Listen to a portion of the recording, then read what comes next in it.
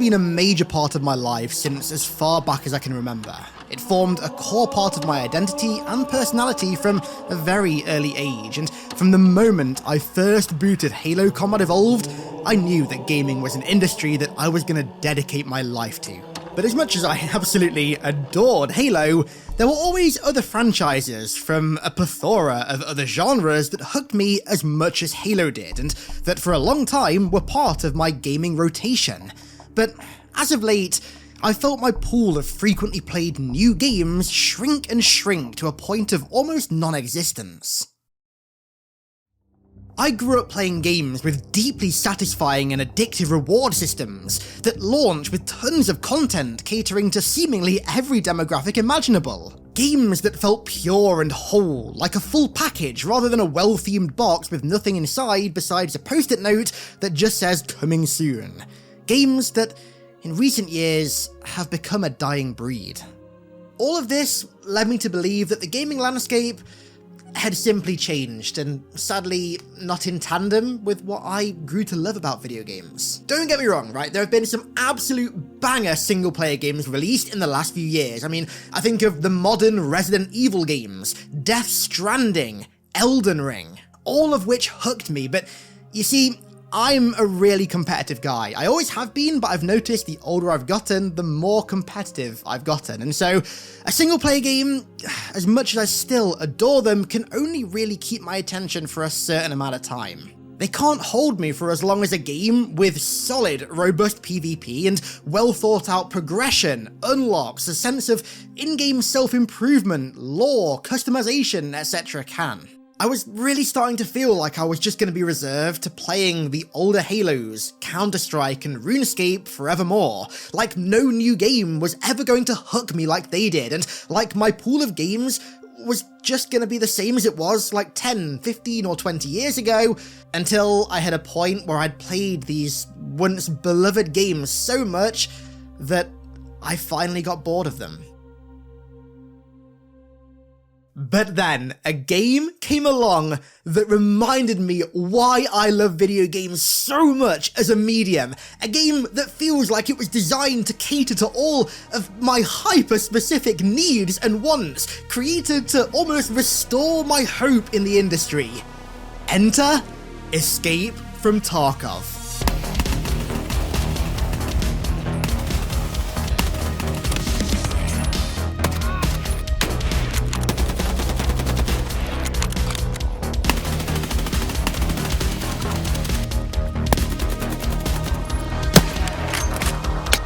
I'm scared.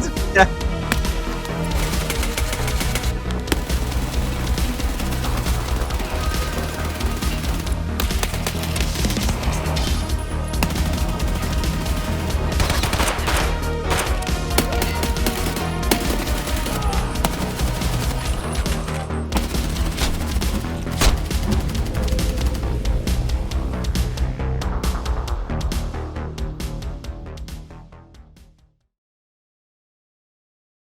No game has grabbed me and hooked me like Tarkov has in over 10 years. I have a 2007 Halo 3 tier love for this game. I wake up every morning with a 2008 RuneScape tier urge to grind it. I have a 2012 DayZ level of addictive anxiety when I load into a raid. Simply put, this game ticks every box that I can think of. So, today, allow me to explain how Escape from Tarkov rekindled my love of gaming anew. Escape from Tarkov is the pioneer of the new and emerging extraction shooter genre that the industry is finally catching on to. To explain it in layman's terms, Tarkov is a blend of the combat mechanics of a military simulator, the survival elements of an open-world survival game, the map exploration of a battle royale, the long-term skill progression and leveling of an RPG, the questing, economy and overall account management of an MMO, and the looting mechanics of a battle royale or looter shooter. When you load into a game, your main goal is survival above all else. Any weapons, armor, loot, etc. that you take into a raid, you lose if you die or fail to extract, unless it's insured, which then gives it a chance of being returned to you. This isn't like a battle royale. You could kill every single player and AI on the map and still fail and lose everything.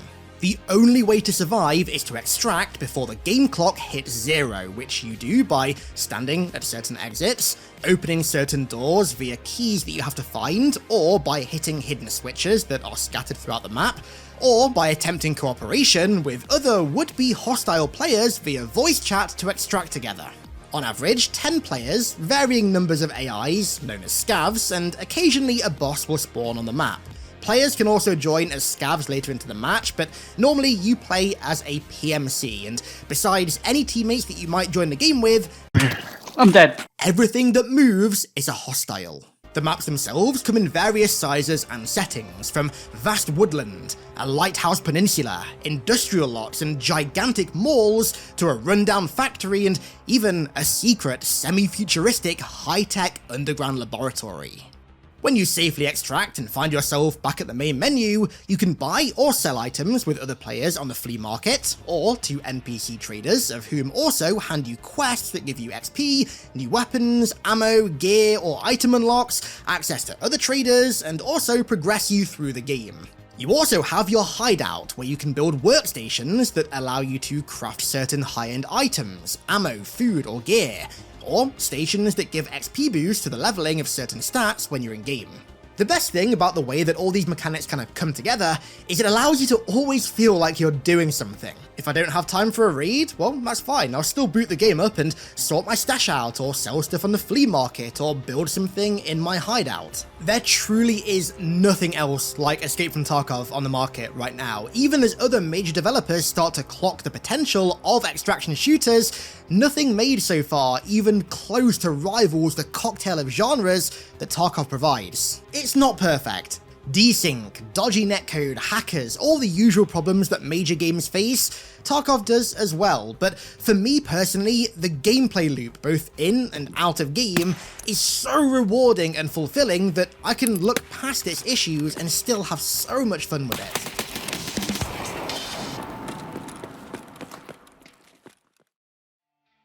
One of the most addictive things about Escape from Tarkov is the anxiety this game induces. Loading into a raid, on your own, with gear that took you days of playing to earn, knowing that all it takes is one mistake to lose it all, is frankly terrifying, but the adrenaline that you feel when you win a fight, kill a boss, or complete a task and extract not just with your precious gear, but with bags full of loot from your endeavours is like railing the fattest line of white powder to ever come out of Miami in the 80s.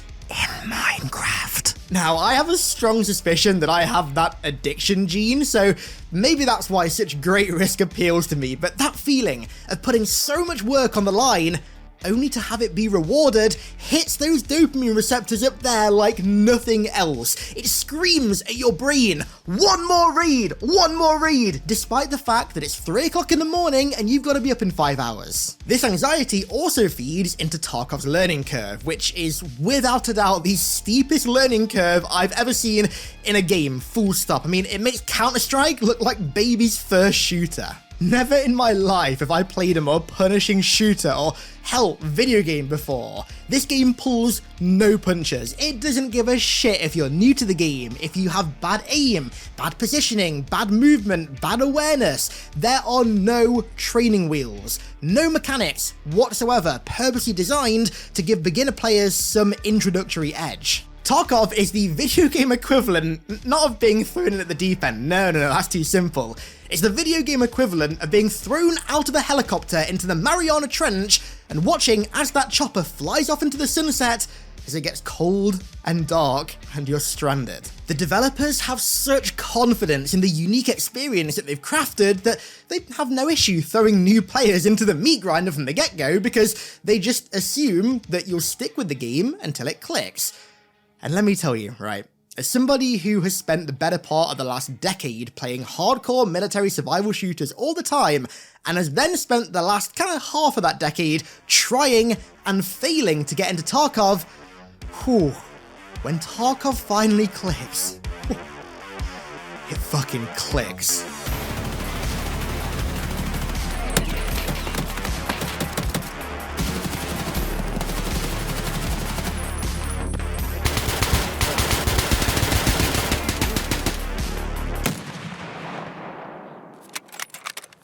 When I talk to anybody who's looking at getting into Tarkov, I always tell them the same thing. You're going to spend the first 20 hours getting bodied, dying constantly, losing all your starter gear, and just kind of feeling hopeless, right? But those first 20 hours, that's the tutorial right there. In losing all of your gear, you learn how to make it all back and more. You know, the learning cycle of Tarkov is actually very similar to another one of my favourite video game franchises of all time, the Souls series. Are deaths in these games annoying? Yes. Disparaging? Yeah, they can be. Rage-inducing? Abso-fucking-lutely. But when you calm down, you replace the monitor that you just punched a hole through, and you reattach the keycaps back to your smashed-up keyboard, you realise that every death is a learning experience. 99 times out of 100, you died because of a mistake that you made, and because of how easily you can get dropped in this game, regardless of how high level your gear is, all it takes is one mistake, and you're back in the menu. You have to avoid walking on certain materials that make more noise. Wait and just listen for enemies before swiping a keycard that's going to audially telegraph your position. Sweep and clear every single room in a building before looting. Scope out every single bush, corner and crevice before looting an enemy that you killed, just in case he has friends waiting in the wings. You get the picture.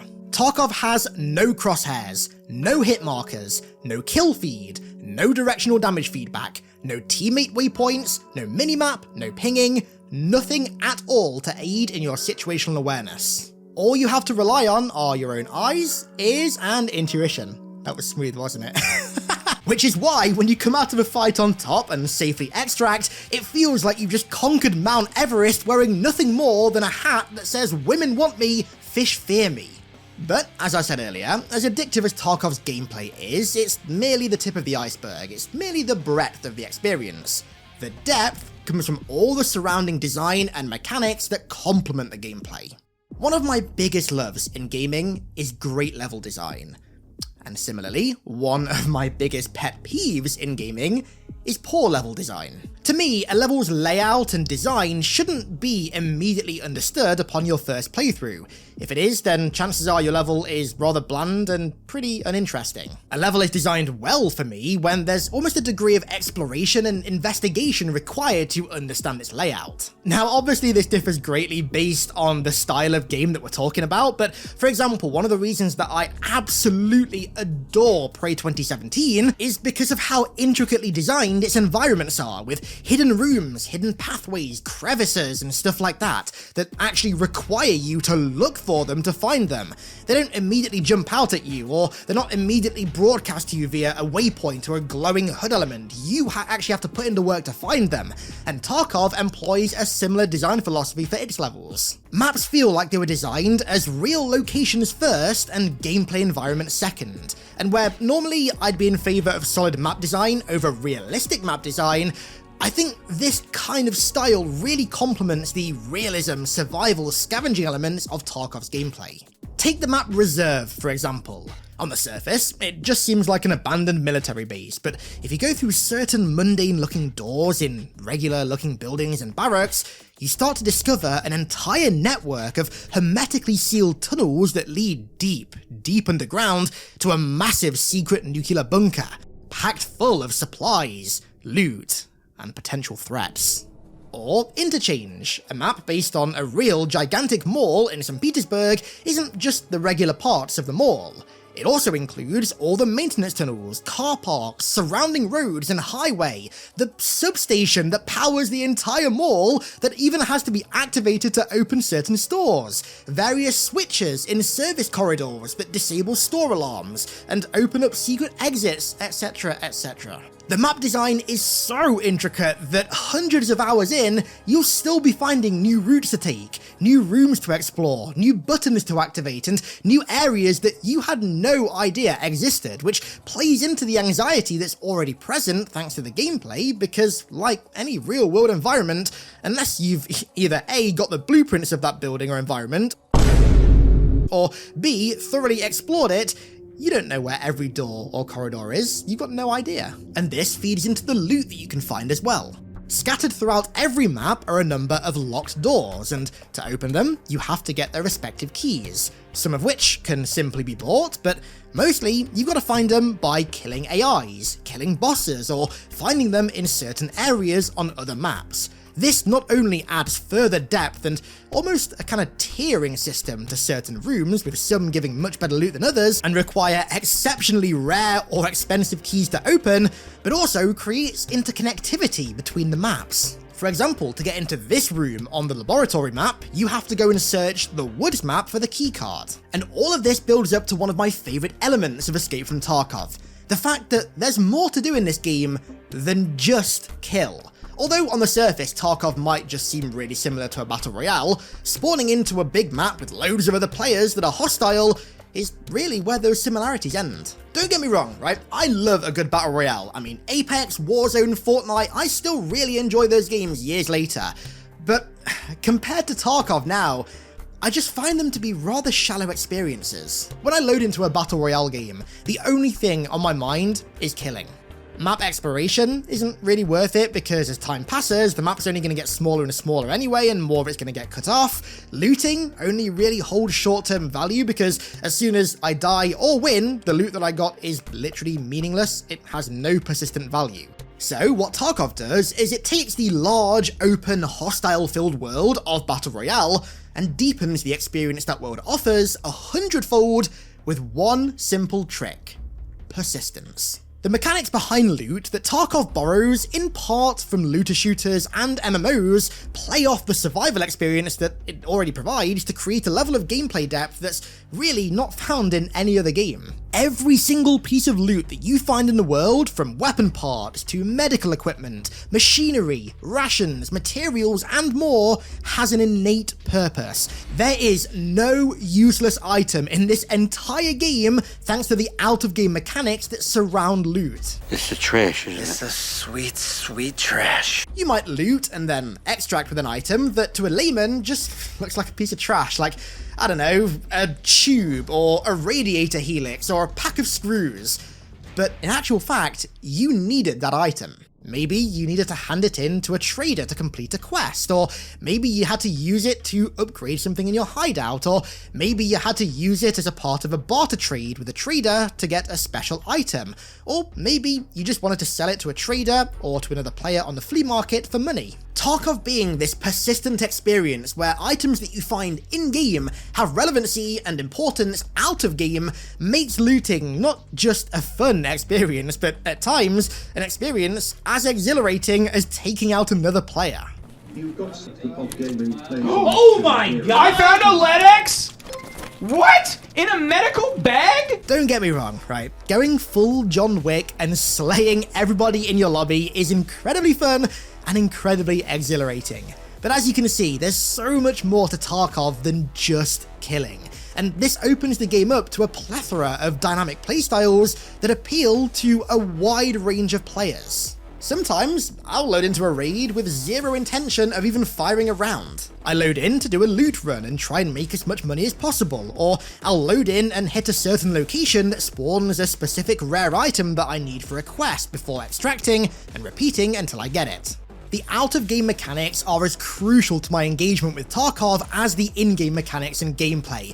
They're the pulled pork to its brisket, the snow to its Christmas, and because of this design philosophy, if I have a day where, for example, I don't really feel like engaging in hardcore sweaty PvP, well, I don't have to remain efficient and improve my character. Now, if you've made it this far, firstly, thank you very much, I appreciate you. And secondly, I'm hoping by now I've helped you to understand why I love Escape from Tarkov so much. So, with that in mind, what I am about to say may seem like a little bit of cognitive whiplash, but just hear me out, okay?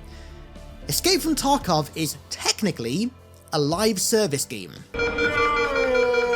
But, and you knew there was a but coming, just like the rest of its design, it's not a conventional live service game by modern gaming standards, thank God. Tarkov has no battle pass, no loot crates, no item store, and no microtransactions. And what's great is that on paper, Tarkov is technically a really easy game to monetize. I mean, they could sell weapon skins, they could sell character skins, currency packs, XP tokens, level skips, hell, they could even find a way to ram a battle pass in there with pretty relative ease. But they don't, because the developers realize how much just a small amount of monetization can detract from the overall experience. Hell, in an interview with GameSpot, the lead dev on Tarkov, Nikita, even went as far as staunchly stating that Tarkov will never have microtransactions. The publisher primarily is interested in making profit from your project. We do not want to make all the money in the world. We want to make the interesting project first, and the profits is not so important for us. And yet, the game is a live service that's being updated over time with new maps, new mechanics, new weapons, gear, bosses, events, and more. There are multiple in-game currencies, none of which are purchasable in any way by whipping out the old credit card and giving daddy developer the 3 digits on the back. Tarkov is a, and I quote, traditional full purchase game. The only thing that slightly comes close to monetization in this game are the various editions of it that you can buy. The 5 editions to be precise, starting at €35 and going as high as €110. Buying higher editions of the game grant you more starter gear, which is nothing that's that powerful at all, and it's all stuff that can very easily be lost in raid. I mean, hell, I bought the highest edition of this game, and the first time I played it, I lost all my gear in like 2 days, so it didn't really help me there. And also a bigger, upgraded out-of-game inventory where you store all the items that you have that aren't on your character. Now, although I will concede that upgrading your out-of-game inventory, or stash as it's called in-game, is quite an arduous task if you don't buy the max edition of the game, it has no effect on gameplay, progression, or unlocks, so although, yes, it's definitely not perfect, I will take this kind of monetization any day of the week, month, year, bloody decade, century, or millennium over the absolute garbage that most modern games, free to play or full price, ram down your throat at every turn. And yet, despite Tarkov's lack of monetization, the game still feels like a bubbling live service with semi-frequent updates, events that add new twists to the gameplay and further the lore, and so on. And you know what? Actually, I think that'd be a great brief note to finish on. Tarkov's lore. The way that Tarkov delivers its lore is incredibly subtle, and if you know my taste, then you know that shit is right up my alley. Tarkov is set in the, would you believe it, the fictional region of Tarkov in northwestern Russia. Thanks to the collapse of Tarkov's government, corporations, and the like, it experienced a total social breakdown, its infrastructure entirely collapsing, and its citizens all evacuating, leaving ruling factions, PMCs, scavs, and bears warring across the now deserted region. But there's more beneath the surface. Strange cults that worship solar flares operate in the area. Rogue contingents of PMCs have locked down certain locations. Raiding parties can be found looting high-value areas. The trader NPCs all have their own motivations for operating in and around Tarkov, and their own relationships and conflicts with one another. The bosses all have their own stories and reasons for being where they are. A mysterious international corporation, rumoured to have played a key role in the downfall of Tarkov, experiment with strange chemicals and materials beneath the city's surface, and so on. The main sources of Tarkov's cryptic lore come from either the trader NPCs or through environmental storytelling, which this game is rife with. In certain areas, Tarkov really actually reminds me of Halo 3 ODST, with wall scribblings and graffiti letting the thoughts of Tarkov's locals and new residents be known to all of us. And this is all complemented by the fantastic live-action series that the devs themselves create and act in, which I think is really cool, that release as a part of events or seasonal updates on their YouTube channel. The world of Tarkov feels dark, cryptic, and mysterious. Like far more is going on beneath the surface than what we are privy to. Things beyond our pay grade as PMCs. It's told in a manner that leaves much open to interpretation, but as I've explained on this channel before, that style of storytelling that pulls you in and makes you an active participant in it is extremely captivating. And boy, as I really hope I've managed to explain in this video, does the world of Escape from Tarkov captivate me.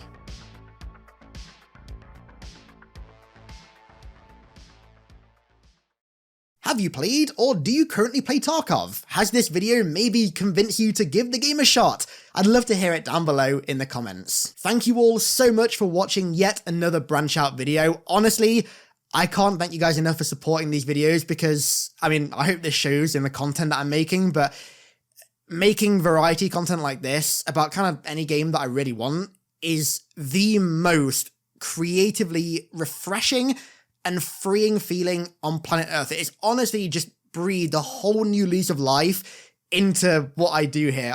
And that's because of all of you guys supporting the content and making it actually viable to produce. So honestly, I cannot thank all of you who watch and support these videos enough. Genuinely, you are making my enjoyment of YouTube multiply by 1 billion, and that's kind of a low estimate, probably more than 1 billion, so thank you all very much. And so, with that said, let's round it out here.